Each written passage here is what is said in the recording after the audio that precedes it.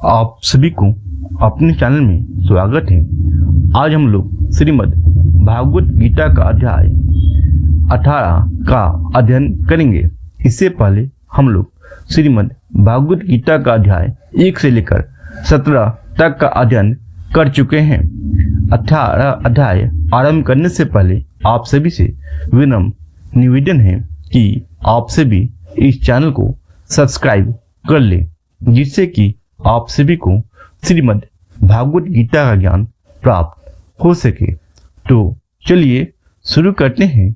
श्रीमद् भागवत गीता का अध्याय 18। अर्जुन ने पूछा, हे महाबाहो, हे ऋषिकेश, हे कृष्णसूदन, संन्यास और त्याग क्या तत्व पृथक पृथक जानने की इच्छा करता हूँ। श्री भगवान ने कहा, कामना वाले कर्मों के त्याग को ज्ञानी लोग संन्यास मानते हैं और विवेक पुरुष फलों को त्यागना उचित समझते हैं। कुछ लोग यज्ञ, दान और तप आदि कर्मों के न छोड़ने को योग बताते हैं। हे भारत श्रेष्ठ, त्याग के विषय में हमारा निश्चय जो है सो सुनो। हे पुरुषी, त्याग 3 प्रकार का है। यज्ञ, दान, तप आदि कर्म त्यागना नहीं चाहिए।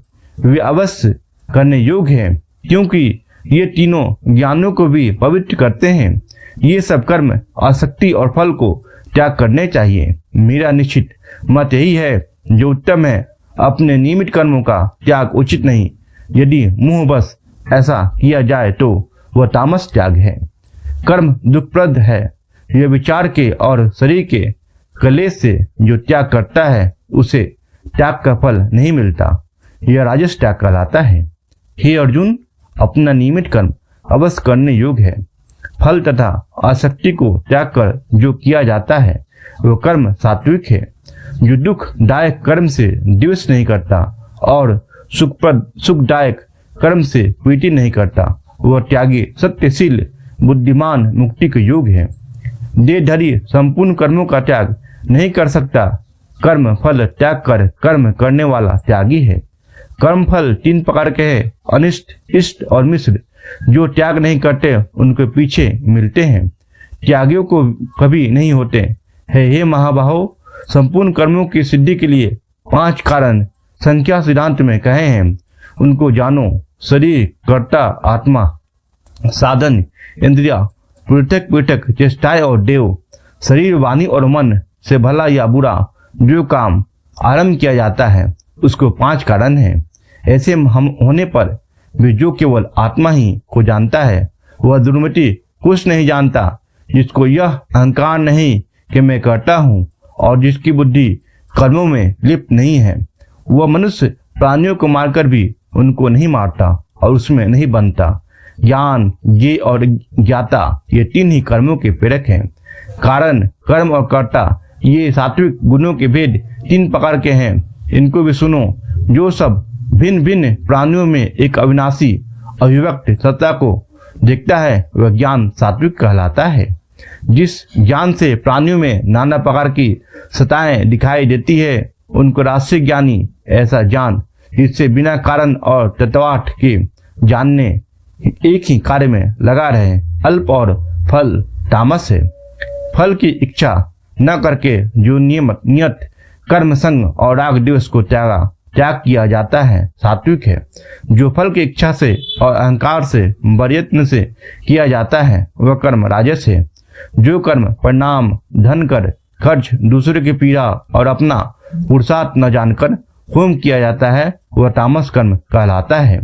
संग से रहित अहंकार, धैर्य और उत्साह युक्त सिद्धि और असिद्धि में समान जो रहता है वह सात्विक करता है। रागयुक्त कर्मफल इच्छुक, लोभी, हिंसक, अपवित्र, हर्ष, शोक से युक्त राजस कर्ता कहलाता है। चंचल चित्त वाला नीच, मूर्ख, दुष्ट, दूसरों की बुराई करने वाला, आलसी, विवादी और दीर्घसूत्री राजस कर्ता कहलाता है। हे धनंजय, गुणों की तरह बुद्धि और धैर्य के भी 3 भेद है। इनको विचार से कहता हूँ, सुनो। जो बुद्धि प्रवृत्ति और निवृत्ति, कर्तव्य और अकर्तव्य, भय और अभय, बंधन और मोक्ष को जानती है वह सात्विक है। हे पाठ, जिससे धर्म और अधर्म, अकर्तव्य कर्तव्य ठीक नहीं निश्चय नहीं होता वह राशि बुद्धि है। हे पाठ, जिस अज्ञान से ढकी बुद्धि करके मनुष्य अधर्म का धर्म मानता है वह तामसी है। हे पाठ, एकर चित्त होने से इधर उधर न देखने वाला, जिस दृष्टि के द्वारा मन प्राण और इंद्रियों की क्रिया ठीक चलती है वह सात्विक है। हे पाठ, जो प्रसंग से फैलती इच्छा वाली धर्म काम तथा अर्थ को धान करता है उसकी रीति राशि है। जिस रीति मूर्ख जन निद्रा भय शोक विषाद और मद को नहीं त्यागता वही तामसी रीति है। हे भारत, 3 प्रकार के सुखों को सुनो। जन्मे अभ्यास से चित्त रमता है, दुख का अंत हो जाता है, वही सुख सात्विक है। जो आरंभ में विष के समान और अंत में अमृत का समान होता है, जो आरंभ में अमृत तुल्य और अंत में विष का संदर्भ विषयों और इंद्रियों के संयोग से होता है उसे राजस कहते हैं। जो सुख आदि और अंत दोनों में मनुष्य को मुंह में फंसता है और जो नींद आलस और प्रमाद से प्रसन्न होता है वही तामसी है।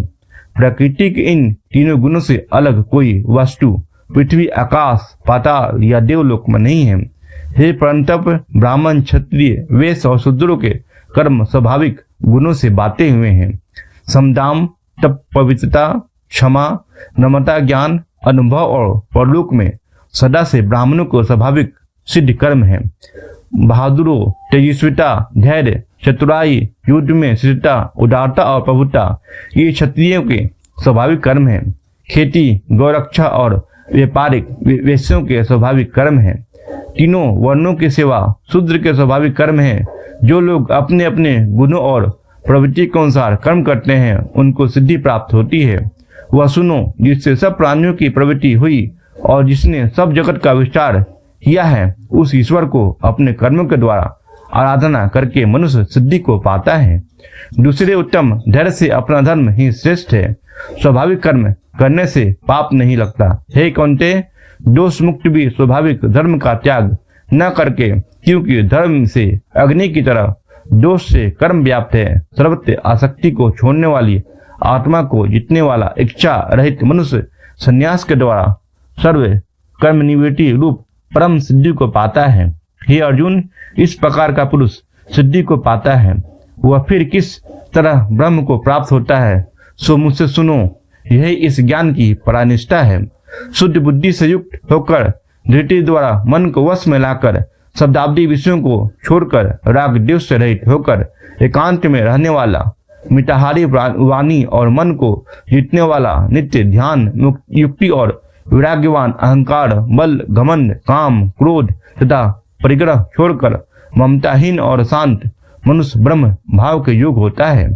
ब्रह्म को प्राप्त हुआ पुरुष प्रसन्नचित्त होकर शोक व अभिलाषाओं को नहीं करता और जीव मात्र में समदर्शी होकर मुझ में शोक का निवेश करने वाला सदैव सब कर्मों को करता हुआ मेरे अनुग्रह से अविनाशी सनातन मोक्ष पद को प्राप्त होता है। इस भक्ति के द्वारा ज्ञानी पुरुष वास्तव में जैसा मैं हूँ वैसा ही ठीक जानता है।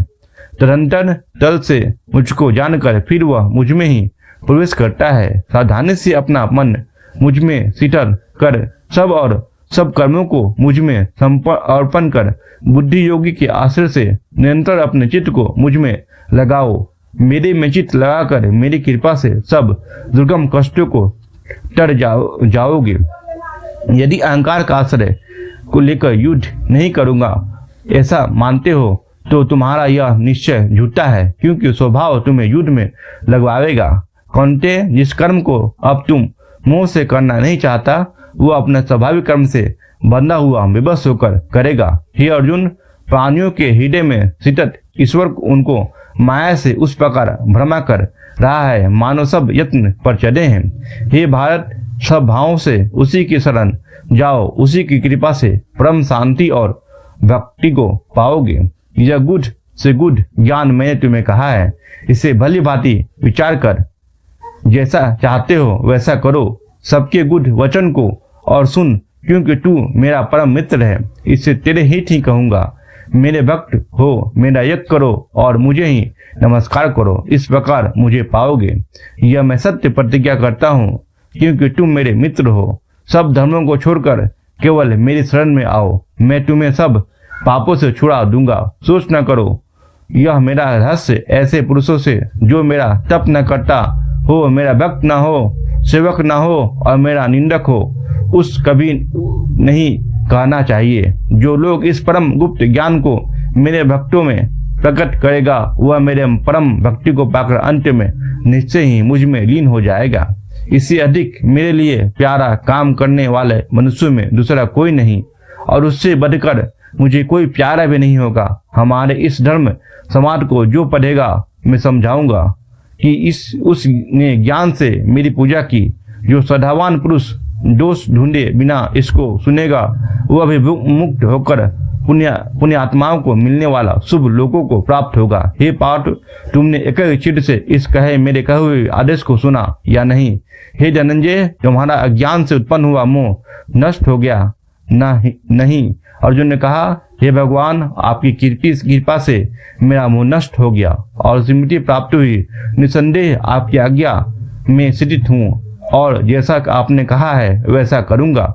संजय कहते हैं, हे धृतराष्ट्र, मैंने परमात्मा वासुदेव और अर्जुन का यह रोमांचित करने वाला अद्भुत संवाद सुना दिया है। व्यास जी की कृपा से साक्षात योगेश्वर श्री कृष्ण जी के वे मुख से इस परम गुण संवाद को मैंने सुना है। हे राजन, श्री कृष्ण और अर्जुन के अद्भुत पुण्य कारक संवाद को श्रवण करके मैं बारंबार प्रसन्न होता हूँ। श्री कृष्ण भगवान के उस अद्भुत रूप को श्रवण करके मुझे बड़ा ही विस्मय होता है। हे राजन, मैं बारंबार हर्षित होता हूँ। मेरी ऐसी धारणा है कि जहाँ योगेश्वर श्री कृष्ण जी है और हे पार्थ, ये धनुष धारी है, जहाँ लक्ष्मी विजय ऐश्वर्य और अटल नीति है। इति श्री 18वां अध्याय का समाप्त हुआ। अब हम लोग 18वें अध्याय का महात्म का अध्ययन करेंगे। चलिए शुरू करते हैं 18वें अध्याय का महात्म। श्री नारायण जी बोले, हे लक्ष्मी, 18वें अध्याय का महात्म सुनो। जैसे सब नदियों में गंगा जी, गौ में कपिला, कामधेनु और ऋषियों में नारद जी श्रेष्ठ हैं, उसी तरह सब अध्यायों में गीता जी का 18वां अध्याय श्रेष्ठ है। एक समय सुमेरु पर्वत पर देवलोक इंद्र अपनी सभा लगाए बैठा था। उर्वशी नृत्य करती थी, बड़ी प्रसन्नता में बैठे थे। इतने में एक चतुर्भुज रूप को पार्षद ले आए। इंद्र को सब देवताओं के सामने कहा, उठ, इसको बैठने दे। यह सुनकर इंद्र सह न सका, उस तेजस्वी को बैठा दिया। इंद्र ने अपने गुरु बृहस्पति जी को पूछा, गुरु जी, तुम त्रिलोकदर्शी हो, देखो इसने कौन पुण्य किया है, इस पर यह इंद्र के आसन का अधिकारी हुआ है। मेरे जाने इसने तीर्थ व्रत यज्ञ दान कोई नहीं किया, परमेश्वर ठाकुर मंदिर नहीं बनाया, तालाब नहीं बनाया। सोई बात बृहस्पति जी ने भगवान से कही। तब प्रभु ने बृहस्पति जी से कहा कि इसने मन में भोगों को वासना थी, परंतु यह गीता के 18वें अध्याय का पाठ नित्य किया करता था। उससे जब इस देह को छुआ तब मैंने आज्ञा करी, हे पार्षदों, तुम इसको पहले ले जाकर इन लोक में सुख भोगाओगे, तब इसका मनोरथ पूरा हो जाएगा। तब मेरी सहज मुक्ति को पहुंचाओ। सो तुम जाकर भोगों की सामग्री इकट्ठी करो। इंद्र और सब देवता आए। आकर इंद्र ने सब वस्तु भोगों की इकट्ठ कर दी और कहा, इन लोग के सुखों को भोगो। कि काल इंद्रपुरी को सुख भोग कर फिर भगवान की कृपा से सहज मुक्ति पाकर वैकुंठ का अधिकारी हुआ। श्री नारायण जी कहते हैं, लक्ष्मी, यह 18वें अध्याय का महात्म्य है। गंगा, गीता, गायत्री, कलयुग में यह तीनों मुक्ति दाता है। इति श्री 18वें अध्याय का महात्म समाप्त हुआ। बोले बोले श्री कृष्ण भगवान की जय, श्रीमन नारायण की जय, बोले बोले श्री हरि कृष्ण विष्णु की जय। श्रीमन नारायणी नारायणे नारायण भजले, नारायणे नारायणे नारायण, श्रीमन नारायणे नारायणे नारायण, श्रीमन नारायणे नारायणे नारायण, श्रीमन नारायण नारायणे नारायण।